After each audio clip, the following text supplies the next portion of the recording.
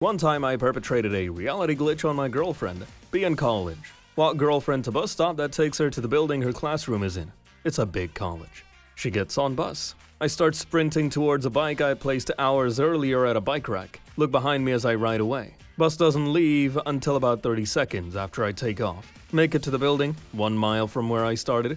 Quickly log bike up and go just inside the doorway of the building. See bus approaching. Walk outside. Just happened to run into girlfriend. Say, hey, what's up? She is visibly shaken and asks how I got here. I explained that I had to use the building's computer lab after class and was just leaving. She says she was just talking to me 3 minutes ago. I just roll my eyes, chuckle, and walk away.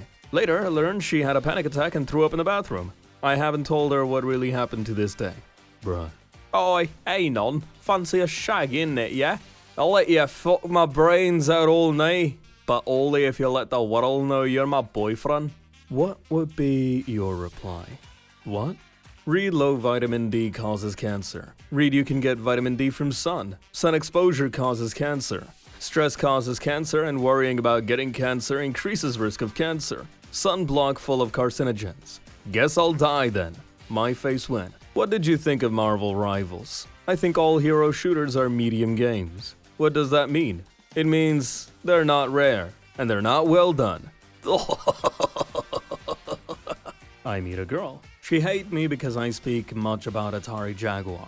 I meet a girl. She hate me because I speak the importance of Virtual Boy in 32-bits generation. I meet a girl. She hate me because I speak the story of Donkey Kong Country Trilogy.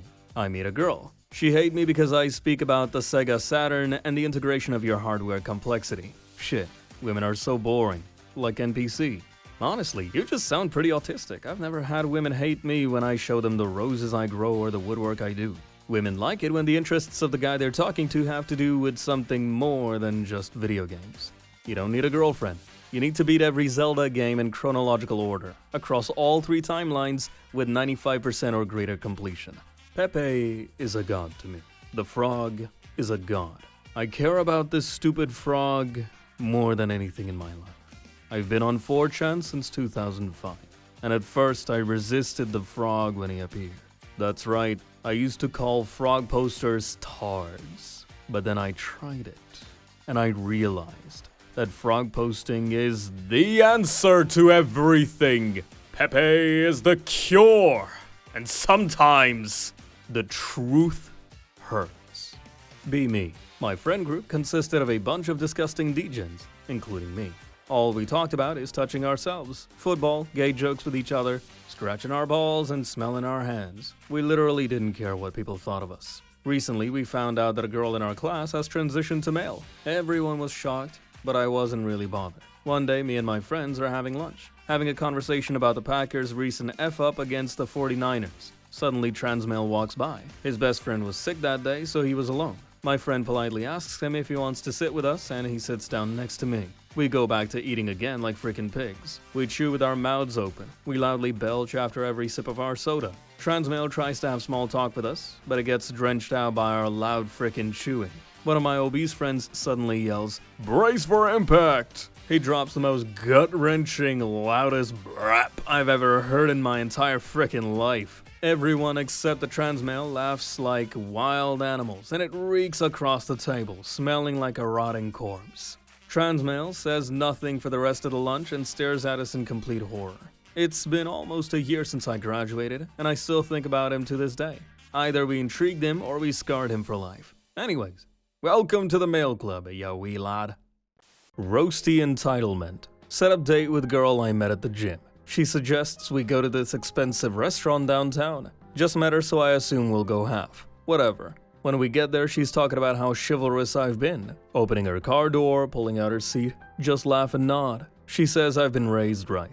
Right off the bat, server comes around and she orders some insanely expensive alcoholic drink. $26. I just get a water. But she says to get this artisan lemonade shit, so she orders that too for $11. She starts ordering all the expensive stuff at this restaurant. 2 appetizers, most expensive entree on the menu. Meanwhile, just talking about lifting and work, she always has phone in hand and responds to texts immediately. She orders this expensive gold-flaked dessert and some espresso. I can tell the bill is easily $300 at this point. Before dessert came, I told her I needed to go to my car because I left a money clip under my seatbelt because I like to tip with cash only. She says okay. I get in my car and go home. She starts blowing up my phone with calls and texts. Block her number. When I opened Instagram, she sent me like 30 messages saying she had to pay and she was filing a police report for fraud. Block her there too. Cancel membership and switch gyms. Be me. 22. Always make fun of people who eat toothpaste. Call them knuckle-dragging mongoloids. Wake up one morning late for class. Don't have enough time to brush teeth, but don't want to have bad breath. No mouthwash. Brilliant idea.exe. Decide to take a bit of toothpaste on my finger and put it in my mouth, and swish it around to make improvised mouthwash. Works somewhat. Not enough saliva, so decide to swallow toothpaste. Toothpaste doesn't taste too bad. Get addicted to eating toothpaste occasionally for the taste. My face when I am now a toothpaste-eating tard I used to make fun of. Be me. 22. Gen Z guy. Used to be optimistic about dating, thought I'd find someone special. As time went on, I started to realize something strange. My face when every time I tried, I ran into the same problem. The girls I was interested in didn't seem interested in me at all. Thought maybe I wasn't good enough, so I tried to level up. Hit the gym, worked on my looks, started dressing better. Still, no matter how much I improved, the results didn't change. That feeling when the only guys who actually get attention are the top 1%, the chads. Guys who are insanely good-looking, rich, and have that natural confidence. Tried dating apps, hoping they'd give me more chances. Ended up swiping left on most girls because they only seemed to care about one thing: looks. Swiped right on a few, but got ghosted immediately. My face when I see girls chatting with the guys who have abs and fancy cars, while I'm left behind with no replies. Start talking to my friends about it. Turns out we're all in the same boat. That feeling when even the normal guys are getting ignored. They're kind, funny, have good jobs, but it's just not enough. The dating bar is so high now. You have to be a walking Instagram model or rich to even be considered. The whole dating scene feels messed up. Guys don't even bother anymore. You know, try and put yourself out there, but all you get is rejection. Girls only seem interested in the top-tier guys, and the rest of us? We're stuck swiping through profiles, trying to get a match that never happens. Even chads don't care about dating anymore. They get so much attention, they don't need to try or settle down. They know that no matter where they go, there's a girl ready to give them attention. They're bored of it, and the rest of us feel invisible. At some point, I stopped trying. That feeling when I just gave up on the whole dating scene. Why bother if you know you're not going to get anywhere? The whole system is broken, with girls having unrealistic expectations and guys just tired of the chase. The market is inflated and nothing makes sense anymore. Girls have these insane standards, but they don't realize they're cutting themselves off from anyone who doesn't fit that perfect mold. Nobody's dating anymore because it feels like a competition nobody can win. We're stuck in a world where only a small percentage of guys even get a shot at anything real. The dating scene? Totally dead for most guys. You either have to be a top-tier guy or get extremely lucky. Even then, there's no guarantee. That feeling when the whole thing just feels pointless now.